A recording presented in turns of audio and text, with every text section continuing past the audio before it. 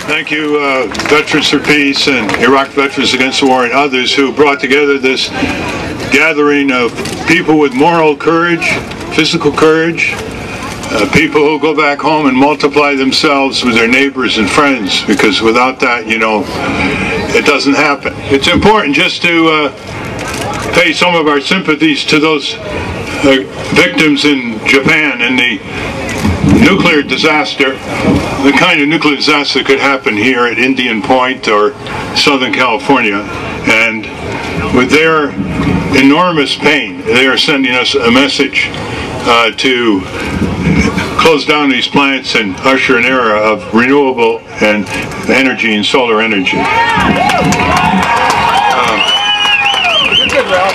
Secretary of Defense Robert Gates a few days ago spoke to the cadets at West Point, and he said, quote, "Any future Secretary of Defense who recommends that we have a land war in Asia or Africa ought to have his head examined."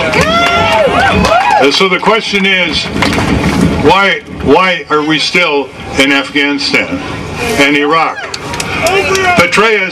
General Petraeus and General Jones said over the last 2 years of 50 Al-Qaeda, they estimate, in Afghanistan.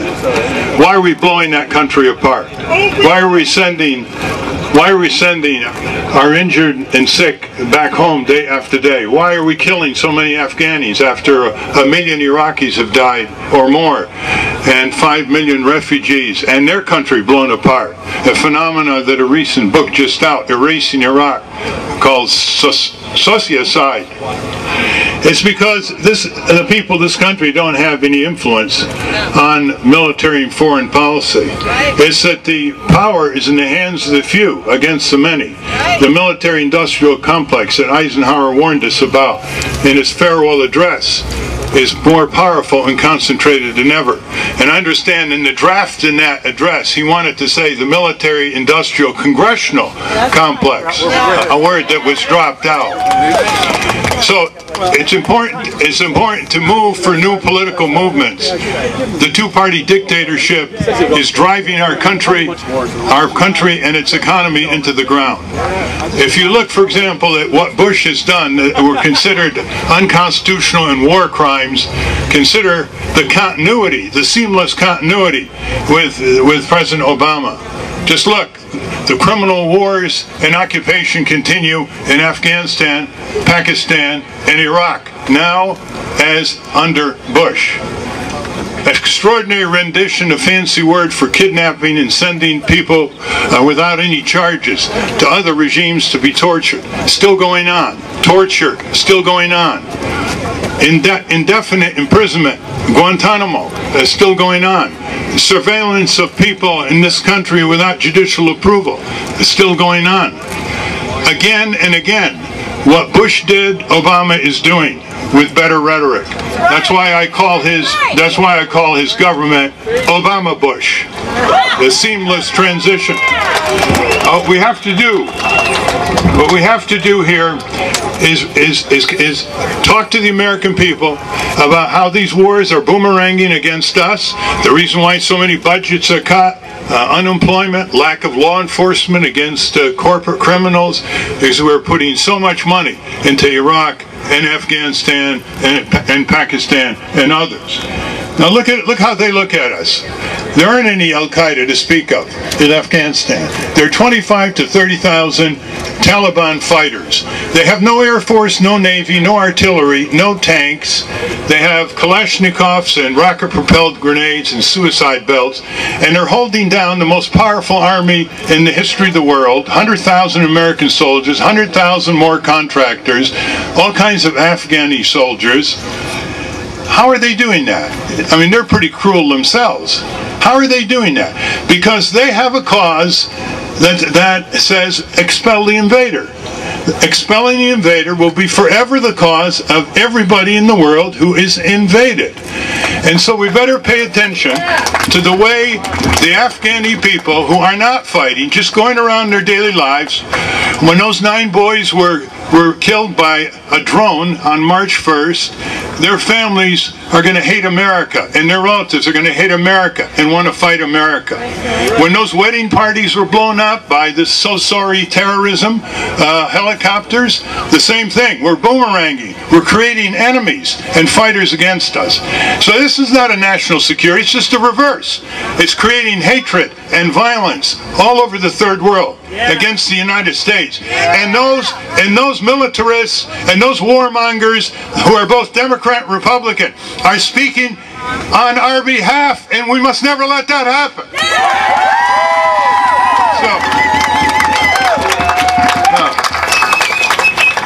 David Petraeus, General David Petraeus, he's seen here as a suave PhD doctorate from Princeton, immaculately dressed, very, very self-controlled in his presentations to Congress. We heard it all before in the Vietnam War.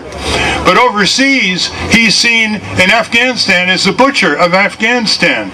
We have to begin looking at the way these people who never fought against us are being torn apart. That country's being torn apart. Never mind the Taliban fighters. Those nighttime kill raids are seen as metastasizing terror by people who are in their homes. They don't know when it's coming and what's going to happen, and their children. And it's all secret, and there's no accountability. Now, what do we do about this? Yes. Let's look at this very clearly. Everything we want at this gathering, if we want the wars to end and the peace to come, it's got to go through those 535 men and women in Congress who put their shoes on every day like we do. Kucinich's resolution to get out of Afghanistan had over 90 members of the House. There's another 100 members of the House who are on the fence. They need a push. I mean, that's a pretty good start to begin with. And the Vietnam War was stopped not only by the protests and the demonstrations, which were critical to the climate, and the lawsuits, and the sit-ins, and the civil disobedience, etc. They were stopped because finally Congress cut off the money. That's what Congress can do for this one. So, now here we are. We've got budget cuts in Congress. People from Harlem to East LA are being cut in terms of food rations, in terms of health care and child care. Energy assistance to the poor in Appalachia and Maine are being cut. But what budget is not being cut because of the kind of organized citizen action that we have to learn from? The one budget that's going up is the U.S. foreign aid to the military, technological, and economic superpower called Israel that's suppressing, oppressing, brutalizing the Palestinian people. So, how is this being done? It's being done by organized citizen action of a certain persuasion in every congressional district, led by AIPAC. Every congressional district. There was a time when that lobby was very weak. There was a time when they couldn't get any press. They couldn't get their calls returned.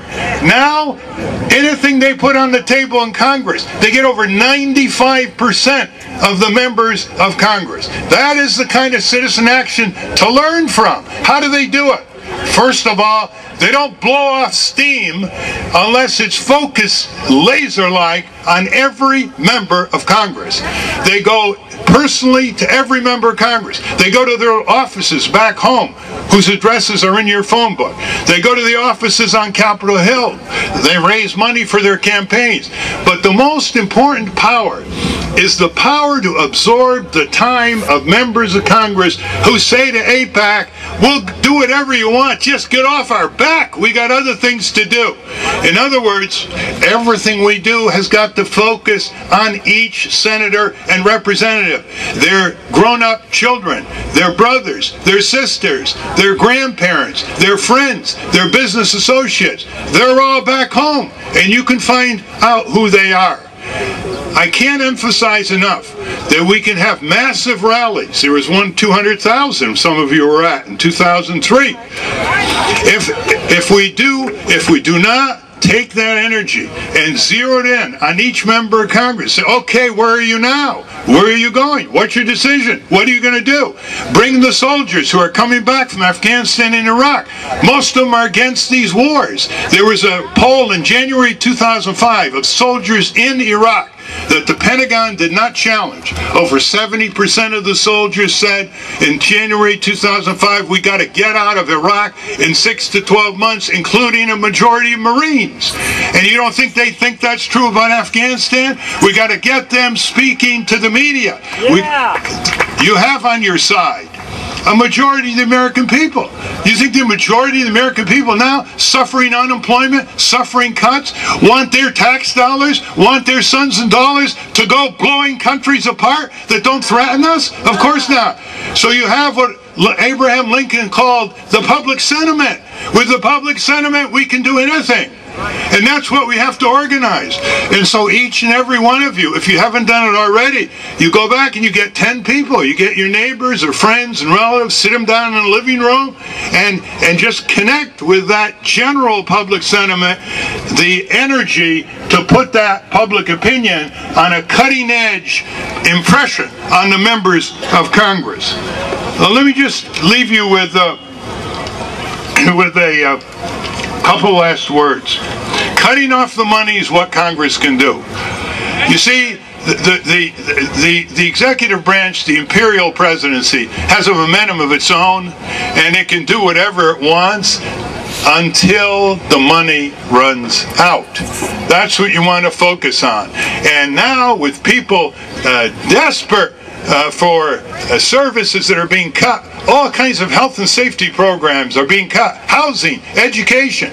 You have the best possible climate to say, why are we spending today $700 million a day, right today, every day, on the Afghan war and the Iraq occupation? Now, we're going to do fundraising. What you should do, you've got to do this, and this was done in the civil rights movement, it was done in the abolition of slavery movement, the women's rights movement. They found some rich people to help them. It takes money to hire organizers, to pay for transportation. They've had some rich people. You've got to go back and just assume that at least 1% of the really rich people where you live, some of them veterans, are going to put some money in, but they're never asked, because they're just written off with the stereotype of rich people. And some of them in their elderly years have a different perspective on life, about their children and grandchildren, and something our founders called posterity. So try to raise the money. Now we're gonna have a little test right here. There's $10,000 right here that can be raised with those containers that are going around. Where is it? Containers that are going around. This is what you got to do when you go back home. You got to go back, because every rally should produce enough money to create another rally, and another rally, and another rally. That is, there's $10,000 in your pockets. I know that. I got some in my pocket, right here. Okay?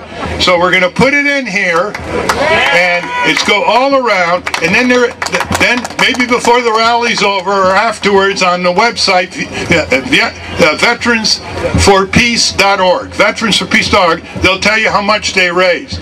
Let me tell you, Veterans for Peace and Iraq Veterans Against the War, they use that money efficiently. And that's what you've got to do. Pitch it in, and then get your neighbors and friends to do likewise. I look at this audience here, and I say, you're the vanguard. You showed up. You've been showing up. I see many of the same faces. Half of democracy is showing up, and say to the people back home when they say it's impossible, they're too powerful in Washington, you can't do anything about it. Cut away the rationalization of their futility with one question. Are you willing to do what you need to do as a citizen for peace against boomeranging, brutal wars that no one can stop you from doing? Nobody can stop them from rallying, from marching, from showing up, from mobilizing. And from that, collaborative effort, everything follows. Focus on the members of Congress, raise the money. Every rally, every demonstration provides the resources to produce the next rally and demonstration. You have the majority of opinion behind you. You have soldiers coming back who will testify for you from bitter experience. And you have a Congress that has no backbone, but it has the space for you to insert that backbone. Thank you.